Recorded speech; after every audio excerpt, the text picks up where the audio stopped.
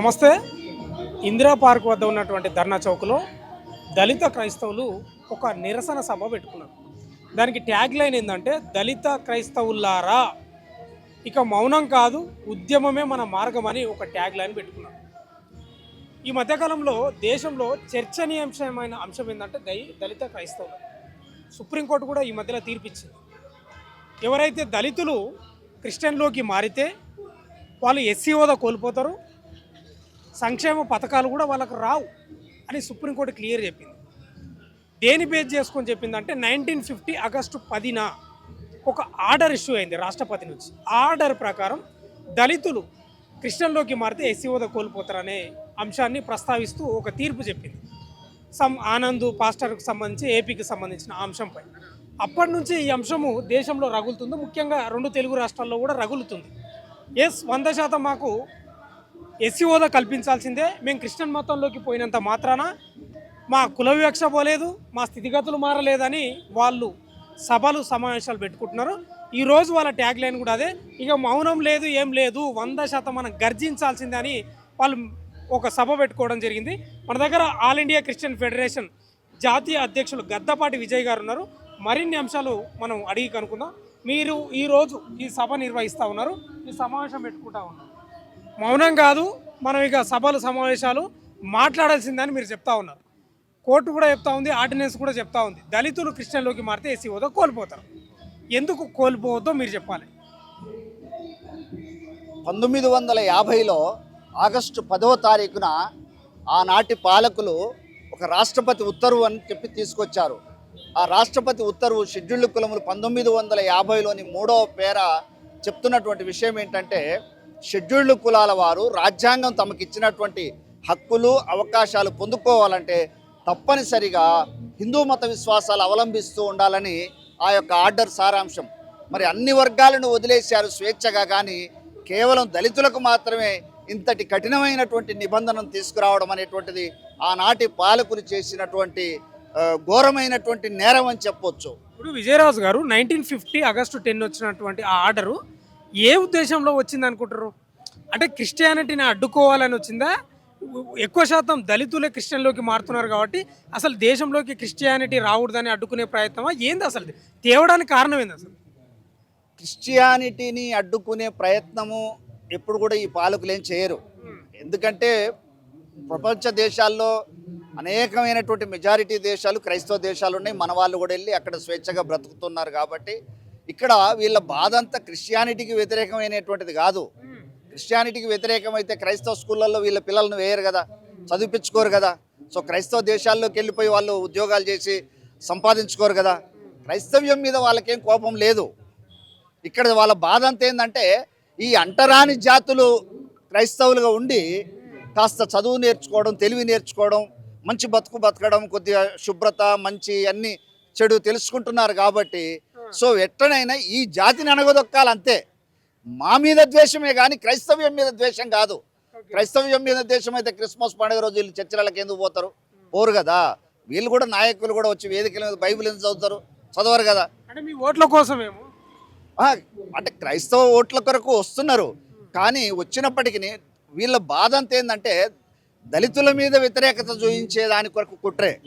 దళితుల మీద ఉన్నటువంటి పగే తప్ప వేరే ఏమీ లేదు. అంటే ఇప్పుడు క్రిస్టియానిటీలోకి అంటే క్రిస్టియన్లోకి వెళ్ళిన తర్వాత వాళ్ళ స్థితిగతులు, ఆర్థిక స్థితిగతులు, వాళ్ళ వేష భాష, వాళ్ళ ఆహార్యం కూడా మారుతుంది. మారొద్దు, వాళ్ళ స్థితిగతులు మారొద్దనే ఈ కుట్ర అంటున్నారు. అంతే దళితులు చైతన్యవంతం అవ్వడం అనేటువంటిది వీళ్ళకు అస్సలు ఇష్టం లేదు. ఎవరికి? వీళ్ళకంటే ఎవరికి? ఉన్నత వర్గాలకు. ఉన్నత వర్గాలు, అగ్రకులాలు అనుకోవచ్చు, ఈ దేశాన్ని పరిపాలిస్తున్నటువంటి వ్యవస్థలు అనుకోవచ్చు. వాళ్ళకి ఏంటంటే, ఈ వాళ్ళ దగ్గర పనిచేసి కూలీ నాలిగా ఉండాల్సినటువంటి బిడ్డలు చక్కగా ఇంగ్లీష్ మీడియం స్కూల్స్లోకి వెళ్ళిపోయి చదువుకొని ఇంగ్లీష్ మాట్లాడి మా బిడ్డలతో పాటు ఫారెన్ పోతున్నారు, మా బిడ్డలతో పాటు ఆఫీసర్లు అవుతున్నారు, మా బిడ్డలతో పాటు. ఇదంతా కూడా దళితుల మీద ఉన్నటువంటి కోపమే. ఎందుకంటే క్రిస్టియానిటీ మీద కోపం ఉంటే బాపనైనా క్రైస్తవ మతంలోకి వెళ్ళిపోతే ఈడబ్ల్యూఎస్ రిజర్వేషన్ రాకూడదు కదా. బీసీలు క్రిస్టియానిటీ అయితే ఓబీసీ రిజర్వేషన్ రాకూడదు కదా. ఎస్టీలు క్రైస్తవులు అయితే ఎస్టీ రిజర్వేషన్ రాకూడదు కదా. ఇవాళ నార్త్ ఈస్ట్ ఇండియా అంతా కూడా మీకు మిజోరం, మేఘాలయ, నాగాలాండ్, అరుణాచల్ ప్రదేశ్ ఇవన్నీ కూడా మెజారిటీ ట్రైబ్స్ అంతా క్రైస్తవులే కదా. సో వాళ్ళకు ఎవరి మీద కోపం లేదు. ఆది నుంచి ఉన్నది వరకంటే ఎస్సీల మీదనే కోపం, ఈ దళితుల మీదనే కోపం. ఆ కోపాన్ని ఈ విధంగా వెళ్ళదీసుకుంటున్నారు తప్ప వేరే ఏమీ లేదు. ఇవాళ అందరూ వచ్చి చర్చిల్లో స్వేచ్ఛగా ప్రార్థనలు చేసుకుంటున్నారు. ఇవాళ సతీష్ కుమార్ గారు అతిపెద్ద చర్చి ఇక్కడ హైదరాబాదులో, ఆయన కాపు, చక్కగా ప్రార్థన చేసుకుంటున్నారు. శ్యామ్ కిషోర్ గారు ఉన్నారు, ఆయన కాపు, చక్కగా ప్రార్థనలు నడిపించుకుంటున్నారు. స్టీఫెన్ పాల్ అని ఉన్నారు, ఆయన బ్రాహ్మణ్, చక్కగా ప్రార్థనలు నడిపించుకుంటున్నారు. బ్రదర్ అనిల్ ఉన్నారు, రాజశేఖర రెడ్డి గారి అల్లుడు గారు, వారు ప్రార్థనలు చేసుకుంటున్నారు. వీళ్ళందరూ చర్చికి ధైర్యంగా స్వేచ్ఛగా వస్తుంటే క్రైస్తవ్యం మీద కోపం ఏం లేదు వీళ్ళకు, మా మీద కోపమే ఇది. ఇప్పుడు మీరు ఏమంటున్నారంటే క్రిస్టియన్లోకి మారితే వాళ్ళ స్థితిగతులు ఆర్థికంగా వాళ్ళు చదువుకుంటున్నారు, మంచిగా అవుతున్నారు. ఇప్పుడు అందరూ అట్లా ఏం లేరు కదా, వాళ్ళు క్రిస్టియన్లోకి పోయినా కూడా పనులు చేసుకుంటున్నారు, రకరకాల పనులు చేసుకుంటా ఉన్నారు. అంటే ఇక్కడ ఫైనాన్షియల్ స్టేటస్ మారుతుంది అనేటువంటిది కాదు, ఇక్కడ ఫైనాన్షియల్ స్టేటస్ మారుతుంది అనేది అది. ఇక్కడ వీళ్ళు ఏంటంటే కాస్త నీట్గా శుభ్రతగా మంచిగా తయారవుతారు కదా మనుషులు. కొద్దిగా ఆదివారం రాగానే ఒక కల్చరు, స్నానం చేసుకోవాలి, ఉతికిన బట్టలు వేసుకోవాలి, ప్రార్థనకి వెళ్ళాలి, కొద్దిగా మాట తీరు మంచిగా, ఇవన్నీ మారుతున్నాయి కదా. సో ఇవన్నీ కూడా ఏంటంటే దళితుల మీద వ్యతిరేకతే తప్ప వేరే ఏమీ లేదు. ఇప్పుడు నీట్నెస్ కూడా ఉండకూడదా? అంటే మేము ఉండకూడదు కదా, స్లమ్ముల్లో బ్రతకాలి, పూరి గుడిసెల్లో బ్రతకాలి, కూలినాలు చేసుకోవాలి, అదే కదా వీళ్ళ బాధ. లేదంటే ఈ సమస్యకు ఎందుకు ఇంతవరకు 76 ఏండ్లండి భారతదేశంలో 76 సంవత్సరాలుగా రాజ్యాంగానికి వ్యతిరేకంగా వచ్చినటువంటి ఆర్డర్ ఇది ఒక్కటే, మొట్టమొదటి ఆర్డర్ ఇదే. రాజ్యాంగానికి వ్యతిరేకంగా వచ్చింది మొట్టమొదటి ఆర్డర్ కూడా ఇదే. సో ఇట్లాంటి వాటి మీద మరి ఈరోజు చాలా బాధాకరమైనటువంటి విషయము. దళిత క్రైస్తవులకు చేసిన అన్యాయం ఇది, మామూలు అన్యాయం కాదు. దీని గురించి మేము తప్పనిసరిగా పోరాడతాము, సాధించే వరకు పోరాడతాము. ఇప్పుడు మీరు ఒక ట్యాగ్ లైన్ పెట్టుకున్నారు, ఇక మౌనం లేదేం లేదు, ఇక కొట్లాడే అని పెట్టుకున్నారు మీరు. ఆగస్టు 10 అంటే ఆర్డినెన్స్ వచ్చిన రోజు, ఇది చీకటి రోజు అని చెప్తా ఉన్నారు. మీ ఉద్యమాలు నిరంతరం ఉంటాయా, ఏంది పరిస్థితి? ఇక నిరంతరాయంగా నేను ఇప్పుడు కొన్ని జిల్లాలకు వెళ్ళాను, అపూర్వమైనటువంటి స్పందన ఉంది. వాళ్ళందరూ కూడా ఒకటే చెప్తున్నారు, ఇంకా మిగతా జిల్లాల వాళ్ళు కూడా మా జిల్లాకు మీరు రావాలని అడుగుతున్నారు. అన్ని జిల్లాల్లో కూడా మేము తిరిగి మీటింగ్స్ పెట్టి నియోజకవర్గాలు మండల స్థాయి వరకు కూడా వెళ్ళాలని మేము నిర్ణయించుకుంటున్నాము. ప్రతి జిల్లాలో కూడా ఉద్యమాన్ని ఉధృతంగా తీసుకొచ్చి ఒక 10 లక్షల మందితో భారీ స్థాయిలో భవిష్యత్తులో మా శక్తిని చూపిస్తాం. దళిత క్రైస్తవులకు మౌనం అయితే ఉండం, మౌనం లేదు, పోరాటమే మార్గం. మందకృష్ణ కూడా మీకు సపోర్ట్గానే ఉన్నట్టున్నాడు కదా? అవును, పద్మశ్రీ మందాకృష్ణ మాదిగ గారు దళిత క్రైస్తవ ఉద్యమానికి మద్దతు ఇవ్వడమే మాకు సగం గెలిచినట్లు లెక్క. సో కనుక ఇప్పుడు ఇంకా ఈ పోరాటాన్ని ఉధృతం చేస్తాము. మేము కూడా మా ఐక్యతను ఉండటం వల్ల మందకృష్ణ గారికి కూడా ఒక శక్తి ఉంటుంది ఆయన ప్రభుత్వాలతో మాట్లాడడానికి కూడా. సో ఆ దిశగా మేము కూడా మందకృష్ణ గారికి ఒక బలమై మా ఐక్యతను కూడా మేము చాటుతాము. అంటే మీ ఫైనల్ డిమాండ్ ఏంది, అసలు ఏం కావాలి మీకు? అందరితో పాటు స్వేచ్ఛగా సమానత్వంతో మాకు కూడా ఉండాలి, అంతేగాని వేరు వర్గాలకు అందరికీ ఏమో న్యాయం ఒకలాగా ఉండి మాకు ఒకలాగా ఉండటం అనేది. మేము చర్చికి పోతే దొంగలుగా ఉండాల్సిన అవసరం ఏముంది, దాచుకొని ఉండాల్సిన అవసరం ఏముంది, ధైర్యంగా వెళ్ళాలి కదా. అందరికీ ఆ విధానం ఉంది కదా, మా ఒక్కరికే ఎందుకు? సో కాబట్టి తప్పకుండా మాకు న్యాయం జరిగేంత వరకు మేమైతే ఉద్యమం ఆపం. ఇక ఈ ఉధృతం అవ్వడమే తప్ప తగ్గేది కూడా లేదు. ఇది ఒక సింగిల్ పాయింట్ అజెండా మీద వచ్చినామన్న. ఇది ఒక ఏమంటారు ఉద్యమం అయినా కూడా ఇది ఒక దాడి కాదు, ఇది ఒక నిరసన కూడా కాదు. ఒక విధంగా చెప్పాలంటే ఇది ఒక విజ్ఞప్తి అన్న. మేమేమంటున్నాము, ఎస్ ఆర్డినెన్స్లో ఏదైతే ఉందో దాన్ని 100% మేము గౌరవిస్తున్నాం. ఆకలి వేస్తుంది అని అమ్మకు చెప్పే వరకు అమ్మకు కూడా తెలియదు ఆకలి అవుతుందని. ఇవాళ దినం మాకు ఆకలి అవుతుంది అని అంటుంది. ఎట్లా అంటే మా బుద్ధిస్ట్ బంధుమిత్రులకు, మా సిక్ బంధుమిత్రులకు ఇచ్చిండ్రు, మతపరంగా వాళ్ళు ఉద్యమం చేసినప్పుడు ఇచ్చిండ్రు కదన్న. మేం చేస్తే ఇయ్యకపోవడానికి కారణం ఏంది? లాజిక్ కదన్న. మేము చలో క్రైస్తవ మతము ఇక్కడిది కాదు, 100% there is no doubt. Jesus Christ was not born here, he was born in Jerusalem, there is no question about it. But the point here is మేము భారతీయులమే కదా. ఒక భారతీయుడిగా నేను అంటరానితనానికి, అస్పృశ్యతకి నేను గురి అయిన కదా. మా తాతలకి ముడ్డి మీద చీపురు కట్టి నడిపించిన రోజులు ఉన్నాయి కదా అన్న. ఆ అంటరానితనానికి మా తాతలు గురి కాని ఉంటే ఇవాళ దినం we would have been in a much better place. మేమేమంటున్నాం, సుప్రీంకోర్టుకి ఆ ముడ్డికి చీపురు కట్టే స్థితిగతులు ఇవాళ దినం లేకపోయినా కూడా ఇవాళ దినము అంటరానితనం అనేది ఒక కొత్త అవతారం తీసుకుంటుంది.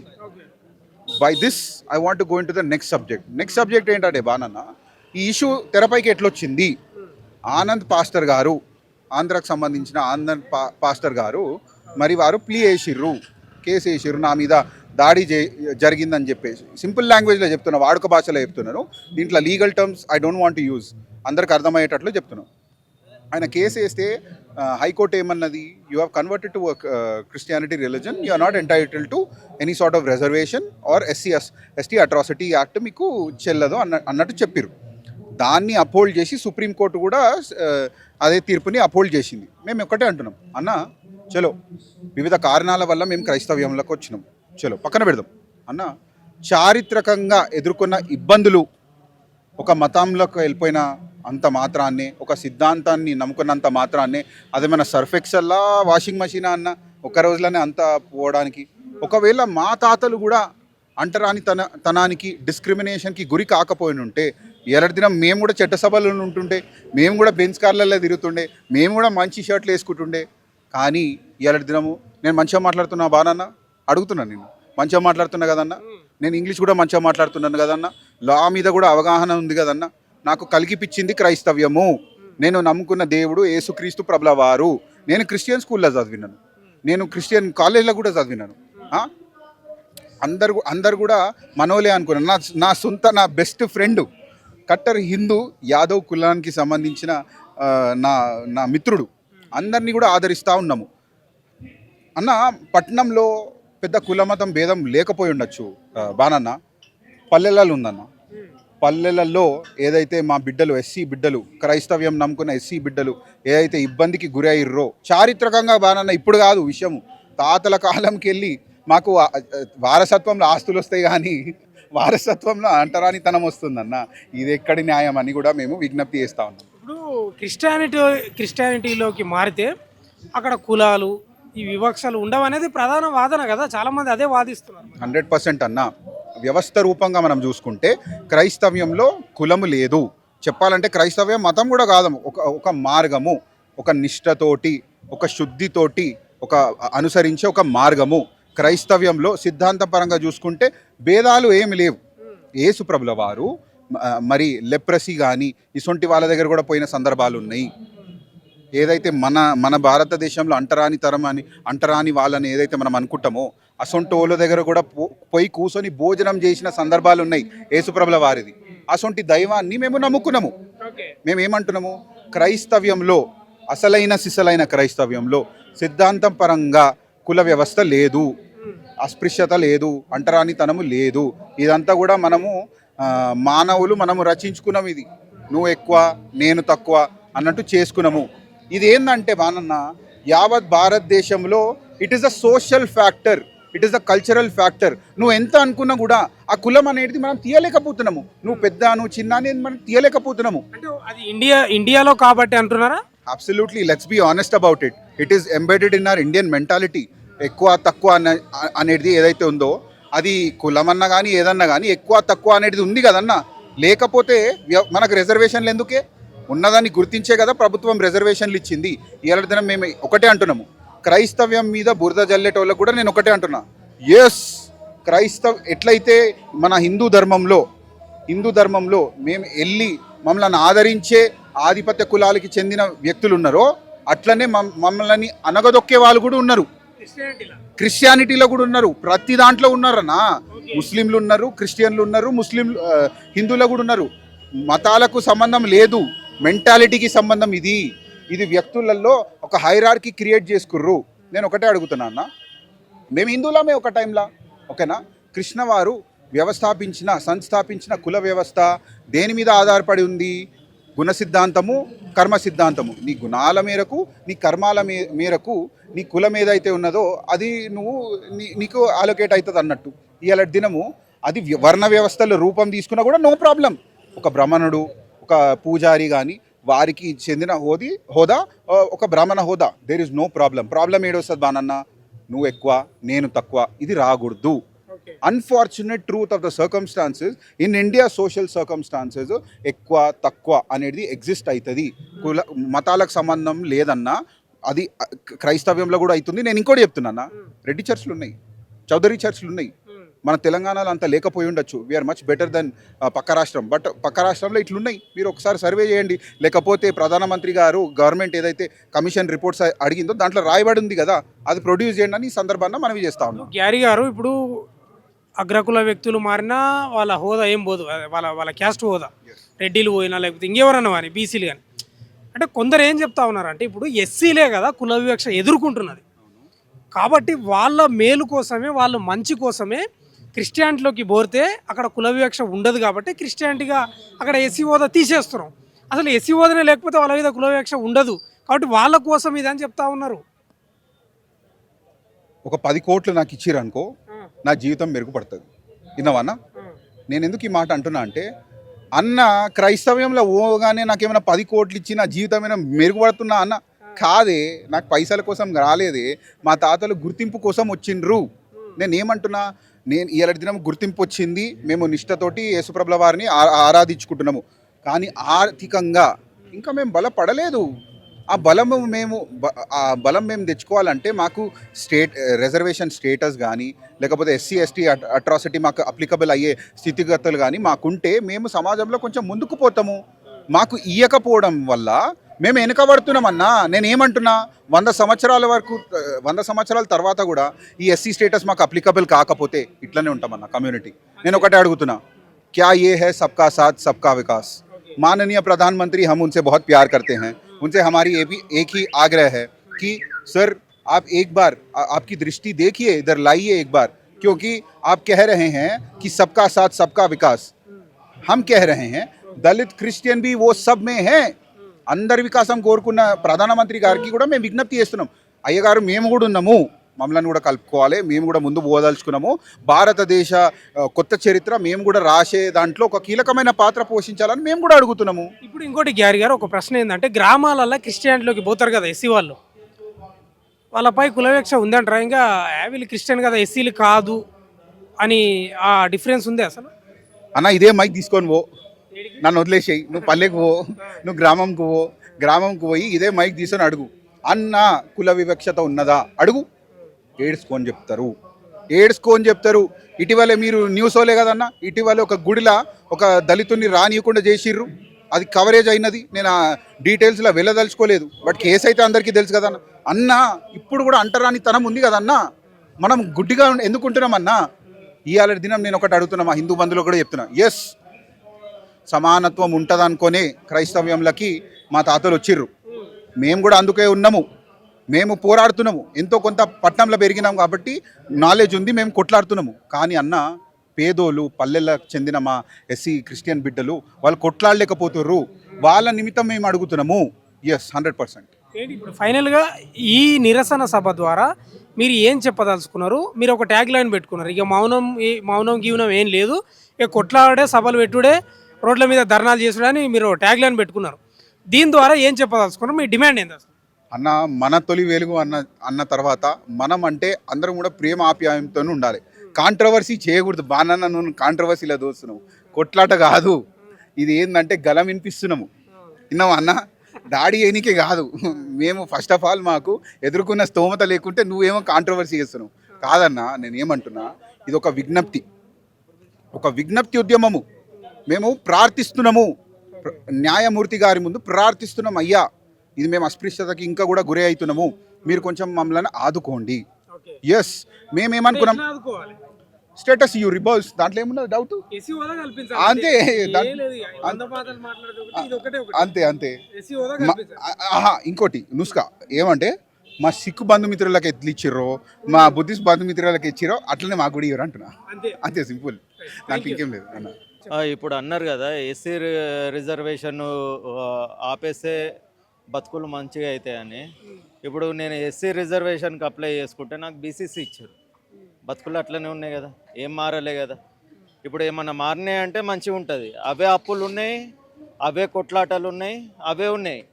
ఇప్పుడు నా ఫ్రెండ్స్ అందరూ హిందూస్ ఉన్నారు, ముస్లిమ్స్ ఉన్నారు, క్రిస్టియన్స్ ఉన్నారు, ఓకేనా. ఇప్పుడు అందరితో కలిసే ఉంటాం, ఎవరం కొట్టుకోం చేయం. అదే ఎస్సీ రిజర్వేషన్ ఇస్తే ఏమవుతుంది? ఇవ్వచ్చు కదా, దాని గురించే. ఇప్పుడు మీరు నా ఆర్థిక స్థితిగతులు ఏం మారలేదు, క్రిస్టియన్ లేకపోతే అన్నారు. సరే, అవి మారకపోవచ్చు, కానీ కులం మారింది కదా. ఇప్పుడు కుల వివక్ష పోలేదా మీకు? పోలేదు. బీసీసీ ఉన్నా కూడా అదే కులం కదా. క్రిస్టియన్ అంటే ఏంది, మాదిగా మాల. ఇప్పుడు రెడ్డి కూడా కన్వర్ట్ అయ్యి క్రిస్టియన్స్కి వచ్చిన వాళ్ళని కూడా చూసేది ఎట్లా, మాదిగలాగానే చూస్తారు. ఇప్పుడు ఏ క్యాస్ట్ అదర్ క్యాస్ట్ నుంచి క్రిస్టియన్లోకి వచ్చారంటే వచ్చేది ఎస్సీ మాల, ఎస్సీ మాదిగ, ఇదే చూసేది. ఓకేనా. మా దాంట్లో కూడా బ్రాహ్మణ్స్ ఉన్నారు, రెడ్డిస్ ఉన్నారు, చౌదరీస్ ఉన్నారు, ప్రతి ఒక్కళ్ళు ఉన్నారు. వాళ్ళు కూడా ఏంది క్రిస్టియన్గా కన్వర్ట్ అయితే మాల మాదిగ లాగానే చూస్తున్నారు. అందుకే వాళ్ళు ట్యాగ్ లైన్ ఏంది, ప్రతి ఒక్క దానికి పక్కన రెడ్డి అని చౌదరి అని అవి పెట్టుకుంటారు తెలియనీకి. అట్లా మాకు లేదు కదా, మాకు బీసీసీ ఇస్తారు, మేమేం పెట్టుకోవాలి దానికి. ఇప్పుడు మాల మాదిగ కాదని క్యాస్ట్ బీసీసీ చేంజ్ చేసినాము, చేంజ్ చేసినా అదే కదా, ముద్ర అయితే అదే ఉంటుంది కదా. మా తాతల కాలం నుంచి ఆ ముద్ర ఎప్పటికి పోంది. అది మాకేందంటే మా హక్కులు ఏమున్నాయో అవి మేమేందంటే ప్రేయర్ చేసి ప్రతి ఒక్కటి రావాలని మేము కోరుకుంటున్నాం. ధర్నా కూడా చేసేది ఏంటంటే పీస్ఫుల్గా చేస్తున్నాం, ఏం గొడవలు లేకుండా. ఇప్పుడు ఒక చిన్న డౌట్ అండి. ఇప్పుడు రెడ్డిస్ ఉంటారు, నాయుడ్స్, రకరకాల అందరు ఉంటారు అనుకోండి. క్రిస్టియన్లో కూడా పోయిన వాళ్ళు చాలామంది అగ్రకుల వ్యక్తులు కూడా ఉంటారు, బీసీలు, ఓసీలు కూడా ఉంటారు. ఇప్పుడు మీ చర్చిలో వాళ్ళు కూడా కులవివక్ష చూపుతారా? వీళ్ళు ఎస్సీ క్రిస్టియన్లు, మాల క్రిస్టియన్లు, అదే మాదిగ మాల క్రిస్టియన్లు అని చూపుతారా అక్కడ కూడా? అంటే ఇప్పుడు మా చర్చిలల్లో అట్లా ఉండదు, కానీ సపరేట్ రెడ్డి చర్చిలు ఉన్నాయి, సపరేట్ కాస్ట్కి సంబంధించిన చర్చిలు పెట్టుకున్నారు. ఓన్లీ రెడ్డిలే పోవాలా చర్చిలకు? అట్లనే పోవాలి. ఓన్లీ రెడ్డిలే పోవాలా చర్చిలకు? ఇప్పుడు నాయుడు చర్చిలు ఉంటాయి, నాయుడు చర్చిలు పోతారు. మరి పేరు ఇప్పుడు అందరు వచ్చేది ఉంటే ఆ పేర్లు పెట్టుకోవడం ఎందుకు, పెట్టుకోకుండా ఉండాలి కదా. సరే కానీ రానియరా మాల మాదిగ క్రిస్టియన్లు? వెళ్ళొచ్చు, కానీ దాంట్లో పదవులు ఉండేది కూడా అంతా ఉండేది వాళ్ళే ఉంటారు. ఎక్కడ కానీ మెయిన్ వాళ్ళే ఉంటారు.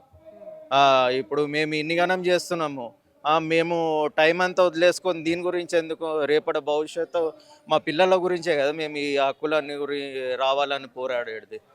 ఈ హక్కులు మాకేందంటే ఎస్సీ ఓదిగా మళ్ళీ మాకు రావాలి ఎస్సీది. ఇప్పుడు బీసీసీ ఏది ఉందో మళ్ళీ అది క్యాన్సిల్ చేసుకుంటే ఎస్సీ హోదా వస్తే. ఇప్పుడు మీకు బీసీసీ సర్టిఫికేట్ వచ్చింది, మీది సిటీలో ఉంటారా మీరు? సరే, సిటీలో అంటే పెద్దగా ఎవరు ఏం పెద్ద పట్టించుకోరన్నా. ఇప్పుడు ఒక దగ్గర పోతే అరే వీడ అంటే మనోడు కాదు వీడు బయటోడు అని అంటాడు. ఆ మీనింగ్ ఎందుకు వచ్చింది బయటోడు అని?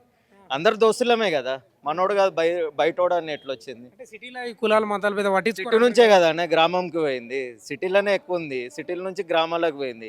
ఇక్కడ కొట్టారు అక్కడ కొడతారు, అంతే తేడా, అంతే తేడా రెండింటికి. ఇప్పుడు బీసీసీ సర్టిఫికేట్ ఉన్నా కూడా ఈయన మాదిగా నెత్తి అని ఆలోచననే ఉంటుందా? ఎక్కువ ఆలోచన ఉంటుంది. ఎందుకంటే ఇప్పుడు మా తాతలు ఉన్నారు, మా తాతలు స్టార్టింగ్ ఎస్సీలకు ఎందుకు వచ్చిరో తెలియదు, వాళ్ళు బ్రాహ్మణ్స్ అయి ఉండవచ్చు కదా. ఎస్సీలో ఇప్పుడు బ్రాహ్మణ్స్ నుంచి ఎస్సీకి ఎందుకు వచ్చారు? ఇప్పుడు బ్రాహ్మణ్స్లో ఉండేటోళ్ళు కూడా చాలా మంది ఉన్నారు. వాళ్ళు ఒకప్పుడు క్యాస్ట్ ఏది, ఇప్పుడు మనకి 7 జనరేషన్ ముందు వాళ్ళు ఏ క్యాస్ట్ ఎవరికి తెలుస్తుంది? ఎవరు తెలియదు, అందరు ఎస్సీ ఉండొచ్చు కదా, కరెక్టే కదా. ఇప్పుడు గవర్నమెంట్ ఇది వచ్చినాక ఏమైంది, మీరు ఎస్సీలు మీరు ఇదన్నీ సర్టిఫికెట్లు ఇచ్చేసి ఒక క్రిస్టియన్గా పోవాలంటే ఎస్సీలో పోతారు, వేరే క్యాస్ట్ వాళ్ళు ఉండరు అన్నట్టు మాట్లాడుతున్నారు. అది రాంగ్. ఇప్పుడు మీరు దీనికి జవాబు చెప్పాలి. కేవలం సరే ఎవరు మారినా వాళ్ళ కులం పోతలేదు, రెడ్డి ఉంటే రెడ్డి ఉంటుంది, ఉన్నాయి అవన్నీ. కేవలం దళితులే ఎందుకు ఎస్సీ హోదా కోల్పోతున్నారు? కారణం ఏదై ఉండొచ్చు?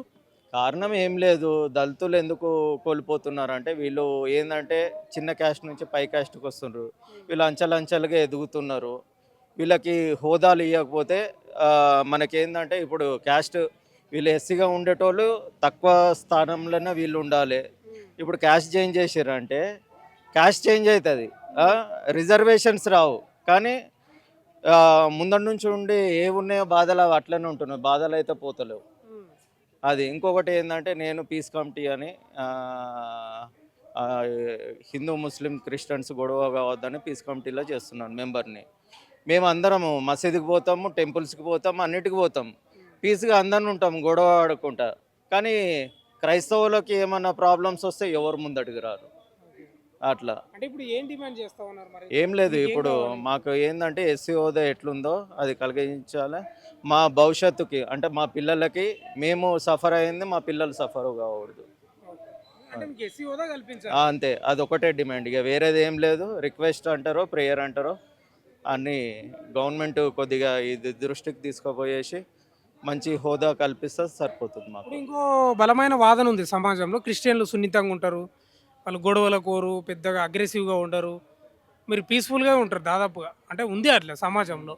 మీరు అట్లా వేస్తే మీ యొక్క హక్కును సాధించుకోగలుగుతారు అనే నమ్మకం మీకుందా? ప్రతి ఒక్కళ్ళకి తెలుసు. ఎందుకంటే ఇప్పుడు రాజకీయ నాయకులు ఉన్నారు, ప్రతి ఒక్కళ్ళు చదివింది క్రిస్టియన్ స్కూల్లోనే. అంటే వాళ్ళు రాజకీయ నాయకులు క్రిస్టియన్ స్కూల్లో అయ్యి చదివి రాజకీయ నాయకులు అయ్యారు. అంటే అక్కడ ప్రార్థనతోనే కదా రాజకీయ నాయకులు అయ్యారు వాళ్ళు. ఇప్పుడు మేము కూడా ప్రార్థనతోనే మేము ఇప్పుడు ఈ ధర్నీ ఏందో మేము పీస్ఫుల్గానే ప్రేయర్తోనే చేస్తున్నాము. కంపల్సరీ రావాలి హక్కులు, అంతే.